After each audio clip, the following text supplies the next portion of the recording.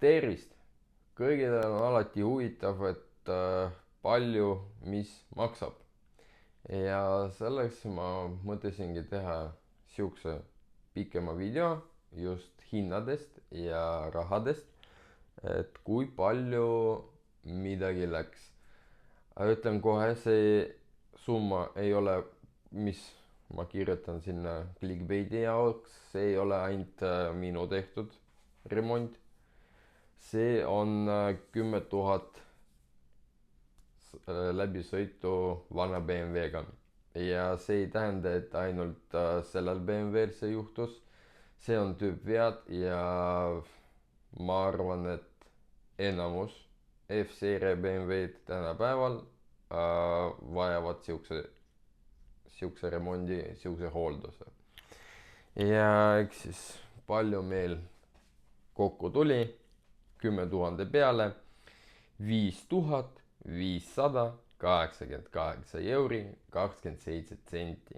Ja ma ei tea, kas see on kõik arved, mis eelmise aasta jooksul, see aasta kaasa arvatud, või siis eelmine omanik veel midagi tegi. Lihtsalt mul ei ole antud sellest tagasisidet, arved või mingid infod. Ja siis alustame siis viimastest tööst, keti saalte vahetus ja kõik, mis seal võib ka tulevikus nii-öelda probleeme tekitada selleks, et oleks üli hea auto. See on siis remonditöökoja varuosad, millest mina tellisin kõik nii-öelda baasosad. Ja siis juurde probleemid või nõrgad kohad, mis olid tuvastatud, siis olid tehtud Raido varuosadega. Siis siin meil arve on 2136 euri. Siin on meil liigend ketas. See on siis põhimõtteliselt ka kardaani dämpfer tagumine õlipumbakett, difripuksi suur, difripuksi esimesed. Ma ei tea, kas ma siis neid hindu ka ütlen. Okei, hinnadega koos. Liigend ketas, see dämpfer kardaani oma 57,16 ja see on ilma käibemaksuta. Ja kõik, mis ma hinnad ütlen, et sinna lisandub ka käibemaks. Et ma nimetan ilma käibeta.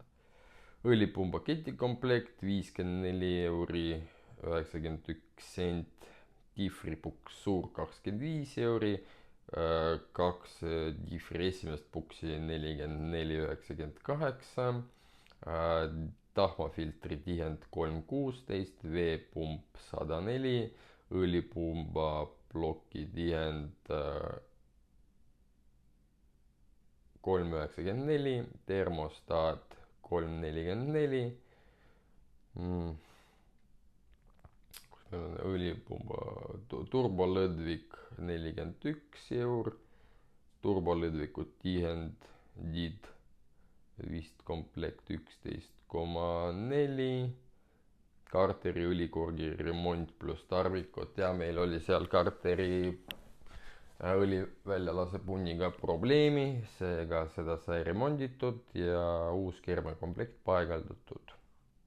Tuulutuse O-rõngas OE 2 euri 8 senti, soonrihma pingutusrullik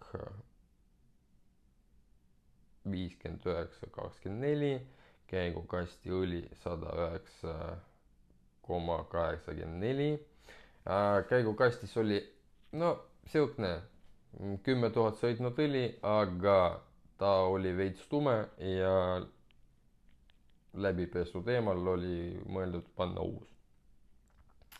Kehvemini ei läinud õnneks. Summutis-sukk 16,27, kepsupoldid OM 6,29, kepsupoldid 23,28. Termostaadi tihend on 6,29, õlikork on 2,38, vaakumiklapp on 38,46, õlipumba hammasratta Bolt originaal 4,29, summuti klamber originaal 14,88 ja remonditööd on 849 euri. Vot, selle hinnale lisandub ka siis krediitarve ühe ketikomplektile, mis ei sobinud. Siis see krediitarve on 246,74, siis teine ketikomplekt Swag on 296 euri. Siis minu tellitud Varosat võllirõngas tihendvändvõll, võllirõngas tihendvändvõll, see on esimene tagumine, kumb nendest ma ei mäleta, L-ring omad, sest noh, ma ei tea, L-ring on parem kui Swag ja sellepärast ongi. Üks on 6,99, teine on 8,81, õlifilter 8,16, siis soonrihm 5,93, mootoriõli ei ütle mis, no kellelgi matemaatika on siis, okei, Motul läks, Motul ja 26,90 on 5-liitrine kanister, tihendikomplekt, siis Pritsi tüüs, mis värks, see on injektorite, see pihustite tihendite komplekt 12,93, õhufilter 7,86, membraankaarteri tuulutus on 10,48, tihendkomplekt ka lapikaas on 14,13, küttefilter 12,66, filter salongi õhk 3,29, no ta on odav ja aktiivsöö filter, et mingi mahle oma mingi 16-17 euri eest osta, no mõttetu. Siis külmakaitse 12,89, see on jaotusvedelik, külmakaitse on kirjas, okei, las ta olla. Ja rihma ratasvändvõll 67,38. Siis krediitarvetest rääkisime ja vot see on natukene alla 2017 euri, 2700 euri, veits alla sellest oli see kõik töö, mis te vaatasite eelmised 2 osad. Umbes kuidagi nii, aga nüüd ka räägime sellest, mis on teinud eelmine omanik. Siin on meil arve 761 eur. Ja mis meil siis on? Lühitest, testmoodulite läbimine, käigukasti õli taseme kontroll, ATF3, käigukasti õli vahetus pluss adapteerimiste nullimine, käigukasti õli filtri karteri põhja ja õli. Põhimõtteliselt käigukasti õli vahetus maksis koos kõigil vajalikud tarvikutega maksis 761 euri. Siis meil on väike arve 339,36 euri, see on meil lühitest, standardtööd, salongi filtrivahetus, salongi filter, õlivahetus, oilfilter element, mootoriõli BMW LL 030, mul praegu läks 5,30 ja service vehicle check, sõiduki seisukorra visuaalne kontroll. Ja nüüd kõige põnevam. Ja ongi siis 1809 euri. Ja mis siis siukse suure summa eest sai tehtud? Selle eest sai tehtud sissellaskekollektor. Hind on 833 euri. soodukas on 25% ja tuli siis välja 624,90, aga me lisame sinna käibemaksu muidugi. Siis kollektori vahetus koos kanalite puhastamisega, mingi õõtsoop 2 tükki, esisilt parem alumine, esisilt vasak alumine, vähemalt 2 tükki kaupa vahetati kõik varuosad. Et tegelikult jaa, kui vaadata viimastest, mis selle autoga oli juhtunud, siis kuidagi kõik väga hästi tehtud. Et uus sisselaskja, käigukast remont, hooldatud koos filtriga, koos kasti põhjaga, et no banaalsed asjad, aga no mõned ei tee seda ju.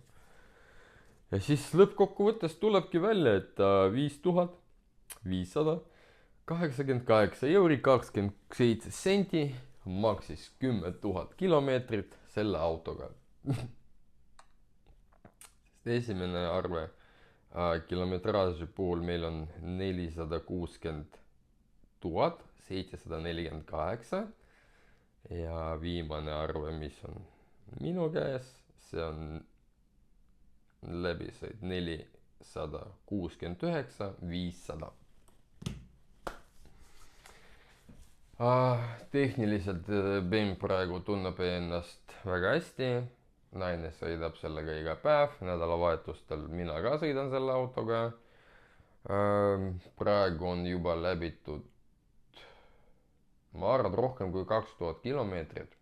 Diagnostikat ma ei ole veel teinud, et sõidab veel 1000 ära. Ma arvan, 2 nädalat võib-olla. Ja siis läheb õlivahetusse.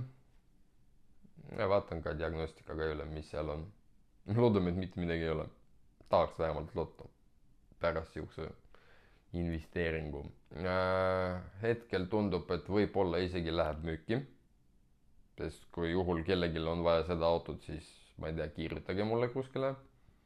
Räägime täpselt. Ta kindlasti ei tule hinna, selle turuhinna alumisse piirkonda. Ta hakkab kuskil seal keskmisest üleval olema. Sest läbisõidunumber on läbisõidunumber, aga tehniline seisukord ikkagi see on see, mis teile pärast maksab. See on väga siukene lühike loogika, aga ta siukene on.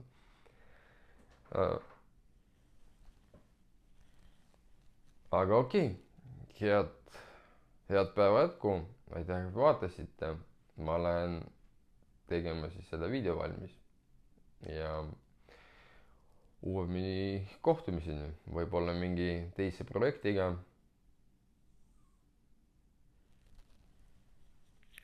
Siin kass on taga.